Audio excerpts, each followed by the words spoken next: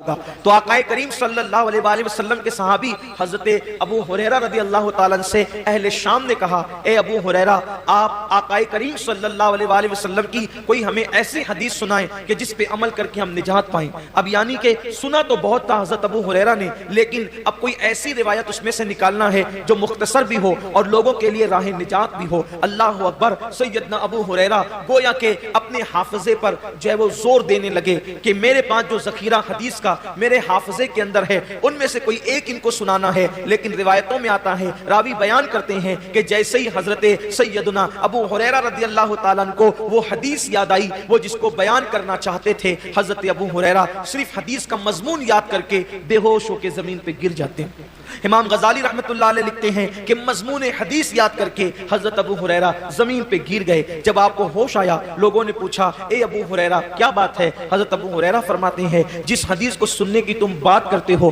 اس کا مضمون میرے ذہن میں آیا تو اسی لیے مجھ پر غشی طاری ہو گئی۔ اور پھر اب حضرت سیدنا ابو ہریرہ رضی اللہ تبارک و تعالی عنہ حدیث بیان کرتے ہیں۔ حضرت ابو ہریرہ رضی اللہ تعالی عنہ فرماتے ہیں، اے اہل شام، تم میرے نبی کا فرمان سننا چاہتے ہو تو سنو، قیامت کے دن کے بارے میں ہم سب کے آقا و مولا مصطفیٰ جان رحمت صلی اللہ علیہ وآلہ وسلم نے فرمایا کہ سب سے پہلے قیامت کے دن اللہ تعالیٰ 3 لوگوں کا حساب لے گا۔ قیامت کے دن سب سے پہلے کتنوں کا حساب ہوگا؟ 3 لوگوں کا۔ اور اللہ کے رسول علیہ السلام نے فرمایا کہ شہید، جو شہید ہوا تھا، یعنی جس نے جام شہادت نوش کیا تھا، شہادت سے بڑھ کر کوئی عمل ہو سکتا ہے؟ اس لیے کہ شہید وہ ہوتا ہے جس نے اپنی جان اللہ کے لیے ختم کر، یعنی جان ہی دے دی اس نے۔ شہید نے، قربانی میں تو ہم جانور کی گردن پہ چھری چلاتے ہیں، شہید نے تو اللہ کے لیے اپنی گردن پیش کر دی۔ شہید نے اپنی گردن پیش کر دی۔ سب سے پہلے شہید آئے گا اور اللہ تبارک و تعالیٰ اس شہید کو اپنی نعمتیں یاد دلائے گا، اور نعمتیں یاد دلا کر کے اللہ تعالیٰ جب اس کو اپنی نعمتیں یاد دلائے گا تو پوچھے گا، اے میرے بندے، میں نے تجھے اتنی نعمتیں دی، اب بتا تو نے میرے لیے کیا کیا؟ شہید عرض کرے گا، مولا تو جانتا ہے کہ تو نے مجھے نعمت دی تو میں نے تیرے لیے اپنی جان قربان کر دی، گلا کٹا دیا، گردن کٹا دیا اور میں شہید ہو گیا، میں نے جان دے دی تیرے لیے۔ اللہ فرمائے گا تو جھوٹا ہے، اللہ فرمائے گا تو جھوٹا ہے، تو نے اس لیے گردن نہیں کٹائی تھی کہ میں راضی ہو جاؤں، بلکہ تو نے اس لیے گردن کٹائی تھی تاکہ لوگ تجھے بہادر کہیں، لوگ تجھے بہادر کہیں۔ بہادر کہلانے کی وجہ سے تو نے یہ کام کیا تھا، سو وہ لوگوں نے تجھے کہہ دیا اور میں نے تجھے بہادر کہلوا دیا، اس لیے آج تیرے لیے میرے پاس نہیں ہے کچھ، اور تو نے جس کے لیے عمل کیا تھا اب جا کر کے ان سے صلہ حاصل کر لے۔ گھر کی فریج بھرنے والوں اور گھر کی فریج بھرنے کے لیے قربانی کرنے والوں، یا لوگوں کی جھوٹی شہرت کے لیے قربانی کرنے والوں، ذرا ہوش کے ناخون لو۔ یہاں تو جانور کی گردن پہ چھری ہے، وہاں تو اس نے اپنی گردن کٹائی۔ اللہ فرمائے گا تو جھوٹا ہے، بہادر کہلانے کے لیے شہید ہوا تھا، جس کے لیے تو نے یہ کام کیا تھا جا کے ان سے صلہ حاصل کر، آج تیرے لیے میرے پاس کچھ نہیں ہے۔ اور اللہ فرشتوں سے کہے گا اس بدبخت کو گھسیٹ کر کے جہنم میں لے جاؤ۔ میں یہ نہیں کہتا کہ قربانی کا گوشت گھر میں رکھنا جائز نہیں، پورا بھی رکھ سکتے ہو، لیکن اللہ کے لیے تو کوئی قربانی کرے۔ قربانی کا جانور آنے کے بعد خود ہی سے بتاتے پھرتے ہو کہ اتنے کا لائے اور اتنے کا لائے، پوچھا کس نے تھا اتنے کا لائے ہو؟ اور کتنے کا بھی لائے ہو اس کو پسند آ جائے تو کامیاب ہے، ورنہ اور گوشت کی سوا کیا ہے؟ اس کا چرچا مت کرو کہ آپ قربانی کتنے کی کریں، اس لیے کہ کبھی کبھی وہ بہت چھوٹوں کی بھی قبول کر لیتا ہے، بہت چھوٹی قربانیاں بھی وہ قبول کر لیتا ہے، وہ بہت بڑی بڑی بھی رد کر دیتا ہے۔ اللہ کے رسول صلی اللہ علیہ وآلہ وسلم نے ایک جنگ کے موقع پر صحابہ سے فرمایا کہ آج اسلام کو پیسوں کی اور چندے کی ضرورت ہے، سو لاؤ، اللہ نے جس کو جتنی حیثیت دی۔ ایک بوڑھی عورت کو پتا چلا کہ اللہ کے رسول نے اسلام کے لیے کچھ طلب فرمایا ہے، تو اس نے ایک یہودی کے گھر جا کر اس سے کہا کہ چند سیر کھجورے مجھے قرض دے دے، میں تجھے لوٹا دوں گی چرخہ کاٹ کے۔ اور جب وہ کھجورے لے کر کے آئی تو سرکار کے ہاتھوں میں دے دیا۔ اللہ کے رسول نے فرمایا کہ جتنا یہ ڈھیر لگا ہے نا چندے کا، اس کی 2 کھجوریں سارے ڈھیر پہ رکھ دو۔ کمیت میں زیادہ نہیں تھی وہ، یعنی کوانٹیٹی میں زیادہ نہیں تھی، بہت مختصر سی کھجوریں تھی، لیکن سب کے صدقے پر، سب کے چندے پر اس کا چندہ ملا کر کے رکھا گیا۔ پوچھا گیا یا رسول اللہ سب کا ایک ایک جگہ رکھا اور اس کا سب پر پھیلا دیا. حضور نے فرمایا اس بڑھیا کا اخلاص اتنا ہے کہ اس کے صدقے میں اللہ نے سب کا قبول کر لیا ہے. بات کوانٹٹی کی نہیں ہے، کوالٹی کی ہے. بات کوالٹی کی ہے. اگر آپ 70,000 کا جانور بھی خرید کر کے لائے، نیت اچھی نہیں ہے تو آپ 7,000 والے سے آگے نہیں بڑھ سکتے. اور 7,000 والے کی نیت اچھی ہے تو وہ 70,000 والے سے آگے ضرور بڑھ جائے. نیت بہت اچھی ہونی چاہیے، نیت کے اندر کوالٹی ہونی چاہیے. تو حضرت سیدنا ابو ہریرہ رضی اللہ تعالیٰ عنہ فرماتے ہیں کہ وہ شہید ہوگا، شہادت کے بعد بھی اس کو جہنم میں لے جایا جائے. پھر فرماتے ہیں ایک دوسرا بندہ اللہ کی بارگاہ میں آئے اور آنے کے بعد وہ بندہ جب حاضر ہوگا تو اللہ رب العزت اس کو اپنی نعمتیں یاد دلائے گا.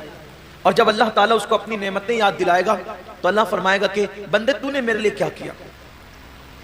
تو وہ جواب دے گا مولا میں نے علم حاصل کیا، علم پڑھا اور علم سے میں نے خوب خدمت کی، تلاوت قرآن کی اور پڑھا پڑھایا، سب کچھ کیا، اپنا وقت دیا، وقت لگایا. اللہ فرمائے گا تو جھوٹا ہے، تو اس لیے تقریریں کرتا تھا، علم پڑھاتا تھا، خطابت کرتا تھا، تلاوت کرتا تھا کہ لوگ تجھے عالم کہے، قاری کہے، سو تجھے کہلوا دیا گیا. آج تیرے لیے ہمارے پاس کچھ نہیں ہے، جن کے لیے کیا تھا انہی سے صلہ مانگ. اور اللہ فرمائے گا اس کو بھی منہ کے بل گھسیٹتے ہوئے جہنم میں لے جاؤ. یعنی جس نے علم پڑھایا تھا، رات رات بھر مطالعہ کیا تھا، دن دن بھر لوگوں کے درمیان جا کر کے علوم حاصل کیے تھے، علم حاصل کیا تھا، لوگوں کے پاس سیکھا بھی تھا، سکھایا بھی تھا، تلاوتیں بھی کی تھی، لیکن اس کو وہاں کوئی صلہ نہیں ملے گا، اس لیے کہ اللہ کی رضا نہیں تھی، نیت اچھی نہیں تھی. آج آپ دیکھیں کہ ہماری نیتیں کہاں تک مخلص ہیں، ہماری نیتوں میں کہاں تک اخلاص ہے. قرآن تو کہہ رہا ہے وَمَحْيَايَ وَمَمَاتِي لِلَّهِ رَبِّ الْعَالَمِينَ کہ جینا بھی اللہ کے لیے اور مرنا بھی اللہ کے لیے. یہاں تو چند تھوڑی بہت عبادت بھی اللہ کے لیے نہیں کر سکتے، بلکہ حد تو یہ ہے کہ لوگ جنازے میں بھی جاتے ہیں تو اللہ کے لیے نہیں جاتے. حد تو یہ ہے کہ لوگ الیاذ باللہ جمعہ کی نماز میں بھی آتے ہیں تو لوگ سوچتے ہیں کہ کچھ لوگ مجھے دیکھ لیں کہ میں بھی مسجد میں آیا.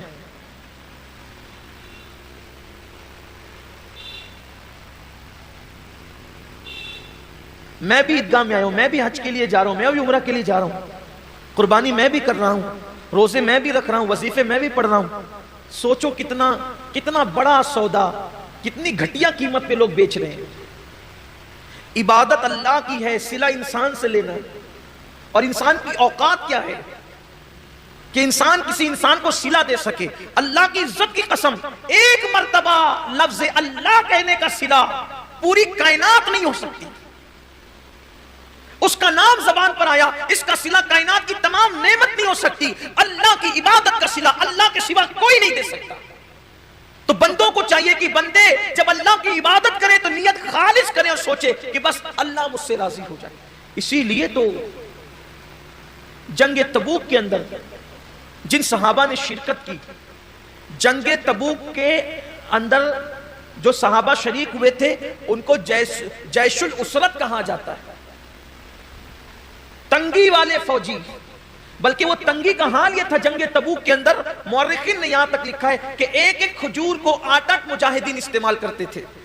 سیدنا فاروق اعظم کے حوالے سے بیان ہوتا ہے کہ وہ ان کی باری جب آتی تھی کھجور کھانے کی تو چوس کر کے دوسرے کو دے دیتے تھے، کھاتے نہیں تھے کہ ایک کھجور نے تو 8 لوگوں نے استعمال کرنا ہے تو آخر ملے گا کتنا، تو چوس کے دے دیتے تھے اور پانی پہ اکتفا کرتے تھے. سفر لمبا، فوجی زیادہ، تنگی ہے، حتیٰ کہ جانوروں کو باندھنے کے لیے رسیاں نہ تھی تو کچھ خواتین نے اپنی چوٹیاں بھی کاٹ کر کے دے دی کہ اس بالوں کی رسی بنا کر کے جانور کو باندھ دیں. یہی وہ جنگ ہے جس میں صدیق اکبر نے پورا مال لا کے دیا، حضرت فاروق اعظم نے آدھا مال لا کر کے دیا. بڑی تفصیل ہے. بہت دشواری والا سفر تھا جنگ تبوک کا. ایک صحابی نے اپنے ساتھیوں کو بتایا، توجہ کریں صحابہ کا اخلاص، ایک صحابی نے اپنے ساتھیوں کو بتایا کہ جب اللہ کے رسول کے ساتھ تبوک میں چلے تھے تو بہت دشواریاں تھی، سفر میں جگہ جگہ کٹھنائیاں تھی، یہ تو ان کی زبان سے نکل گیا سفر تبوک کی مشکلات، لیکن اسی بتانے پر پوری زندگی روتے تھے کہ میں نے کیوں بتایا، سفر تبوک کی مشکلات کیوں بتایا، سفر تبوک کی تکلیفیں کیوں بتایا، سفر تبوک کی مصیبتیں کیوں بتایا۔ لوگ کہتے ہیں آپ نے لوگوں کی ترغیب کے لیے بتا دیا کہ ہم نے اتنی مصیبتیں اٹھائی سفر تبوک میں تاکہ لوگوں کو بھی جذبہ پیدا ہو کہ وہ دین کی راہ میں تکلیفیں اٹھائیں۔ فرماتے ہیں میں اس پر ڈرتا ہوں کہ میں نے جو سفر تبوک کی تکلیفیں بتائی ہے اللہ مجھ سے ناراض ہو کر کے میرا وہ سفر رد نہ کر دے اور اس کا اجر اللہ تعالیٰ ضائع نہ کر دے۔ یہ ان کا اخلاص تھا، یعنی اللہ کی راہ میں وہ جو مصیبتیں اٹھاتے تھے اس کو بھی کسی سے بیان کرنے کو خلاف ادب تصور کرتے تھے۔ اللہ کے لیے جو کیا وہ اس کو چھپانا ہی چاہتے تھے، اللہ کے لیے جو کیا وہ اس کو پردے ہی میں ڈالنا چاہتے تھے تاکہ ان کا اجر ضائع نہ ہو۔ اور یہاں تو حال یہ ہے کہ کیا اللہ کے لیے ہے اور اس کی تشہیر تو ہونی ہی چاہیے۔ ابھی آپ دیکھیے گا کہ قربانیوں کے جانوروں کی تصویریں بھی واٹس ایپ پر آئے گی، قربانیاں بھی واٹس ایپ پر آئے گی، بچڑوں کا گھمانا پھرانا بھی واٹس ایپ پر آئے گا، بکروں کی تشہیر بھی واٹس ایپ پر آئے گی۔ کیا فکر ہے لوگوں کی؟ کیا چاہتے ہیں لوگ؟ کیا اللہ کا دیا ہوا صلہ کم ہے جو بندوں سے صلہ چاہتے ہیں؟ کیا اللہ کی دی ہوئی نعمت کم ہے جو بندوں سے صلہ چاہتے ہیں؟ ارے بندہ کیا دے گا صلہ؟ اور بندہ اگر کسی کو دے بھی تو اپنی اوقات کے مطابق دے گا، اللہ کسی کو صلہ دے تو اپنی شان کے مطابق عطا فرمائے۔ تو جس نے اپنی شان کے مطابق دینا ہے صلہ اس سے لینا ہے، تو لوگوں کو چاہیے کہ وہ اللہ کی رضا کے لیے کرے۔ تو وہ جو علم والا بندہ ہے اللہ فرمائے گا کہ تو نے میرے لیے نہیں کیا بلکہ عالم کہلانے کے لیے کیا، علم والا کہلانے کے لیے کیا، خطیب کہلانے کے لیے کیا، ادیب کہلانے کے لیے کیا۔ ارشاد ہوگا اس کو بھی منہ کے بل گھسیٹتے ہوئے جہنم میں لے جاؤ۔ حضرت سیدنا ابو ہریرہ فرماتے ہیں تیسرے بندے کو لایا جائے گا، جب وہ تیسرا بندہ آئے گا تو وہ تیسرا بندہ اللہ فرمائے گا میں نے تجھے نعمتیں دی تھی بندے، بتا تو نے کیا کیا، اے بندے تو نے کیا کیا، میں نے تجھے نعمتیں دی تھی۔ وہ عرض کرے گا مولا تو نے جو مجھے دولت دی تھی میں نے خوب لٹایا تیری راہ میں۔ اللہ فرمائے گا تو جھوٹا ہے، تو اس لیے دولت خرچ کرتا تھا، پیسے نکال نکال کر دیتا تھا کہ لوگ تجھے سخی کہیں، سو میں نے تجھے کہلوا دیا، آج تیرے لیے میرے پاس کچھ نہیں۔ جن لوگوں کے لیے تو نے یہ کام کیا تھا جا کے صلہ ان سے لے لے اور اس کو بھی منہ کے بل گھسیٹتے ہوئے جہنم میں ڈالا جائے۔ یہ حدیث جب بھی پڑھی جاتی تھی سیدنا ابو ہریرہ جب بھی پڑھتے تھے تو اتنا روتے تھے ایسا لگتا تھا جیسے کہیں روتے روتے ان کی جان نہ نکل جائے، روتے روتے ان کی روح نہ پرواز ہو جائے۔ لوگ دعائیں کرتے تھے کہ کاش ابو ہریرہ چپ ہو جائیں کہ پہلے تین لوگوں کا حساب ہوگا اور تینوں کے پاس کتنے بڑے بڑے اعمال ہوں گے، ایک کے پاس شہادت، دوسرے کے پاس علم، تیسرے کے پاس سخاوت، لیکن اللہ تعالیٰ تینوں کو جہنم میں داخل فرمائے گا صرف اس وجہ سے کہ انہوں نے یہ کام اللہ کے لیے نہیں کیا تھا۔ آج کتنا اللہ کے لیے ہو رہا ہے دیکھ لیں آپ، حج کو دیکھ لیں، زکوٰۃ کو دیکھ لیں، قربانی کو دیکھ لیں، صدقات کو دیکھ لیں، مسجدیں بنانے کو دیکھ لیں، مدرسے بنانے کو دیکھ لیں، آپ دیکھ لیجئے۔ حضرت سیدنا داتا علی حجوری رحمۃ اللہ علیہ فرماتے ہیں کہ میں نے اپنی کتاب پر چاہا تھا کہ میں اپنا نام نہ لکھوں، کشف المحجوب پر مصنف میں اپنا نام نہ لکھوں، لیکن پھر سوچا اپنا نام نہیں لکھوں گا تو کتاب غیر معتبر ہو جائے گی، پتہ نہیں کس کی ہے، تو اس ڈر سے لکھ دیا کہ معتبر ہو جائے تاکہ لوگ میری بات مان لیں، ورنہ ڈر لگتا ہے کہ کہیں میری کتاب پر میرا نام لکھنے سے اللہ میرا اجر ضائع نہ کرے۔ بہت سارے بڑے بڑے ہمارے اسلاف ہیں، بڑے بڑے بزرگ ہیں، انہوں نے خود کتابیں لکھی، اپنا نام نہیں لکھا، اپنے شاگردوں کے نام سے منسوب کر دیا، بلکہ خود اعلیٰ حضرت رضی اللہ تعالیٰ کے دادا انہوں نے ان کے متعلق ایک بہت بڑے عالم دین نے مجھے بتایا کہ خطبے کی کتاب انہوں نے خود لکھی مگر اس کو اپنے نام سے شائع کرانے کی بجائے اپنے شاگرد کے نام سے شائع کرا دیا۔ یہ اللہ والوں کی شان ہے کہ اپنے اعمال لوگوں کے نام سے شائع ہو جائیں تاکہ ضائع ہونے سے بچ جائے، کیونکہ اللہ تو دیکھ رہا ہے، صلہ تو اللہ نے دینا ہے۔ لیکن آج حال یہ کہ انسان یہ چاہتا ہے کہ سب کا کہ اعمال ہم اپنے نام کر لیں۔ اب تو حالت یہ بھی کہ کتابیں خرید کر کے اپنے نام سے چھپائی جا رہی ہے، لوگ لکھنے والے باصلاحیت لوگوں کو اللہ ماشاءاللہ پیسے دے دیتے اور وہ مسودہ خرید لیتے ہیں اور اپنے نام سے شائع کرا دیتے۔ میں کہاں اللہ والوں کی وہ ذات کہ اپنی کتابیں دوسروں کے نام سے شائع کرا دی تاکہ اجر ضائع نہ ہو، اور اب کہاں حالات یہ کہ دوسروں کی کتابیں اپنے نام سے شائع کرا دی، دوسروں کے کلام اپنے نام سے شائع کرا دی۔ اس کا مطلب اخلاص رخصت ہو رہا ہے، لوگوں کے نزدیک اللہ کی رضا کی اہمیت نہیں رہ گئی۔ لوگوں کے نزدیک رضائے الہی کی اہمیت نہیں رہ گی، اور اللہ رب العزت اپنے محبوب سے فرما رہا ہے وَمَحْيَايَ وَمَمَاتِي لِلَّهِ رَبِّ الْعَالَمِينَ۔ حبیب اعلان کر دیے کہ زندگی بھی خدا کے لیے ہے اور موت بھی خدا کے لیے۔ اور یاد رکھنا، اپنی گفتگو کو سمیٹتے ہوئے کہہ رہا ہوں، جس کام میں اللہ کی رضا ہوگی یا اللہ کی رضا کی نیت ہوگی، جس کام میں اخلاص ہوگا، اس کام میں اللہ رب العزت کی رضا شامل ہوگی، تو اس میں اللہ کی طاقت اور قوت بھی شامل